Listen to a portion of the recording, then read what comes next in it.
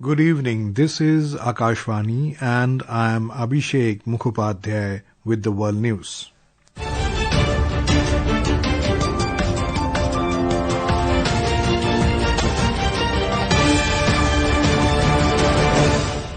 The headlines. Prime Minister Narendra Modi and Russian President Vladimir Putin co-chair 23rd India-Russia Annual Summit in New Delhi. 16 agreements exchanged in areas of defence, trade, economy and healthcare. India and Russia reaffirm commitment to countering terrorism, call for action against UN-listed terror groups.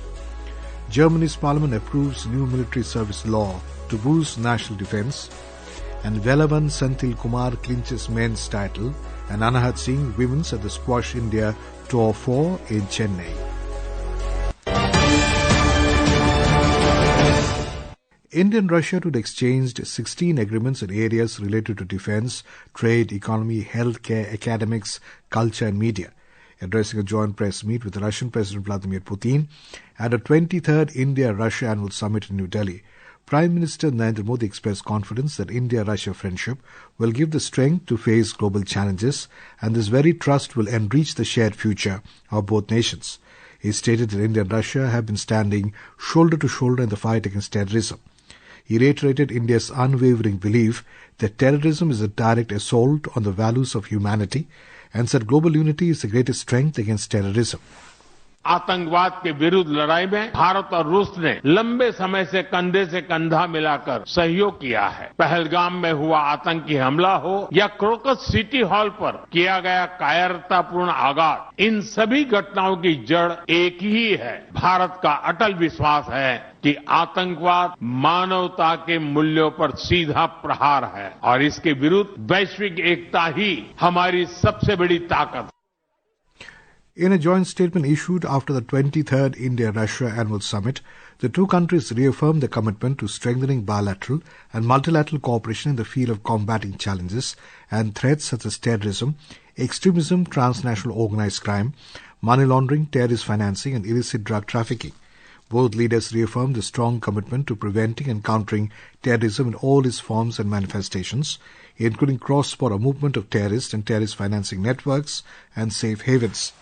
Both leaders condemned the terrorist attack in strongest form in Pahalgam, Jammu and Kashmir, and in Russia at the Crocus City Hall. Both nations also called for concerted actions against all UN-listed terrorist groups and entities including Al-Qaeda, ISIS, Daesh and their affiliates. Prime Minister Modi and President Putin also co-chaired India-Russia Business Forum. Speaking at the forum, Prime Minister expressed confidence that India is on course to become the world's third largest economy by steadfastly pursuing a policy of reform, perform and transform. Speaking at the India-Russia Business Forum in New Delhi, Mr. Modi highlighted that discussions on a free trade agreement between India and the Eurasian Economic Union have already begun.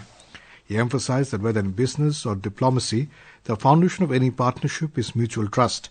He added that this trust is the greatest strength of India-Russia relations, providing both direction and momentum to the two countries' joint efforts. Mr. Modi said India and Russia are now embarking on a new journey of innovation, co-production and co-creation. Briefing media in New Delhi this evening, Foreign Secretary Vikram Misri said that discussions between Prime Minister Narendra Modi and Russian President Vladimir Putin focused on the proposed free trade agreement that is under discussion between India and the Eurasian Economic Union. He said it was agreed between both sides that negotiation should be fast-tracked for early conclusion with stipulated timelines. Both sides underscored the importance of expediting the discussions and the negotiations on the bilateral investment treaty, which again will help energize investments in both directions. In addition to this, connectivity initiatives were also discussed, including the International North-South Transport Corridor, the Eastern Maritime Corridor, the Chennai-Vladivostok route, and also cooperation along the Northern Sea route. The Foreign Secretary remarked that India-Russia defence and military technical cooperation remains robust. He highlighted that Russia also continues to support India's Make in India initiative in this domain. Mr. Misri said that on Ukraine conflict, President Putin briefed Prime Minister Modi at considerable length. He said Prime Minister reiterated India's long-standing position on this conflict. Putin also briefed Prime Minister at considerable length concerning recent developments on the conflict in Ukraine, including on the talks that are currently underway between Russian representatives and US authorities. Prime Minister reiterated India's long-standing position on this conflict, emphasizing India's interest in seeing the earliest possible cessation of hostilities and a sustainable resolution of the conflict through dialogue and diplomacy. President Draupadi Murmu hosted a banquet in President Putin's honor at Rashtrapati Bhavan tonight. President Murmu appreciated President Putin's support and personal commitment to the India-Russia special and privileged strategic partnership. This is Akashvani. You are listening to World News. We bring you the top international news and updates from around the globe.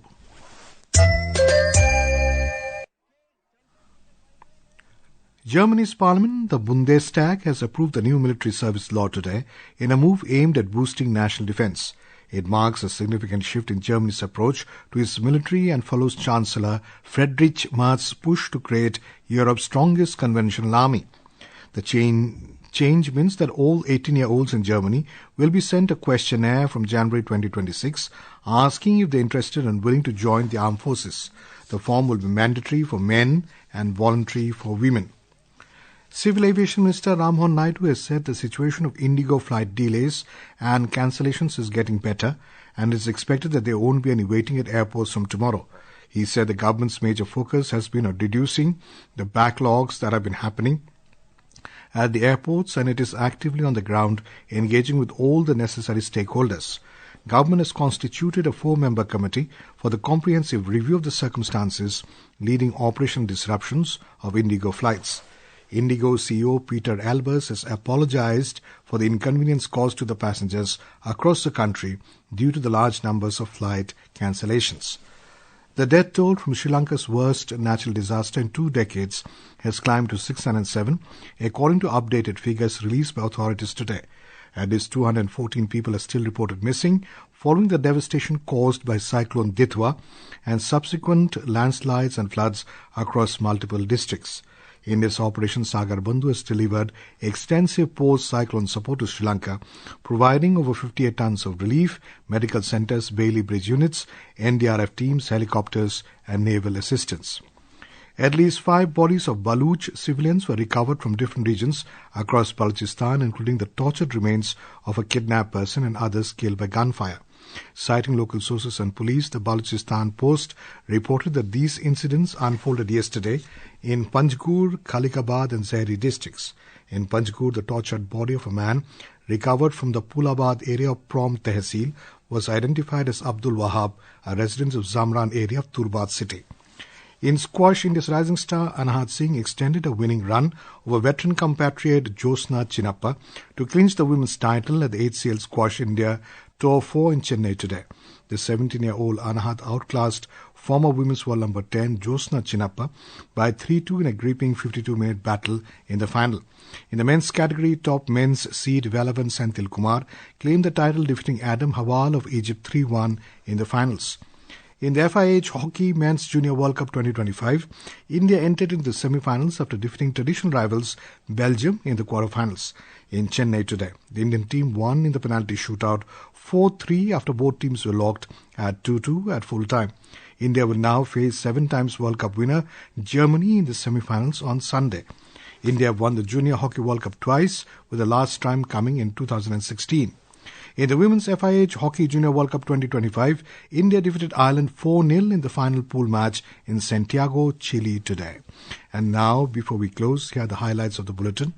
Prime Minister Narendra Modi and Russian President Vladimir Putin co-chair 23rd India-Russia Annual Summit in New Delhi. 16 agreements exchanged in areas of defence, trade, economy and healthcare. India and Russia reaffirmed commitment to countering terrorism. Call for action against UN-listed terror groups. Germany's parliament approves new military service law to boost national defence. And Velavan Senthil Kumar clinches men's title. And Anahat Singh women's at the Squash India Tour 4 in Chennai. And that concludes tonight's World News Bulletin. For more updates, stay tuned to Akashvani. Good night.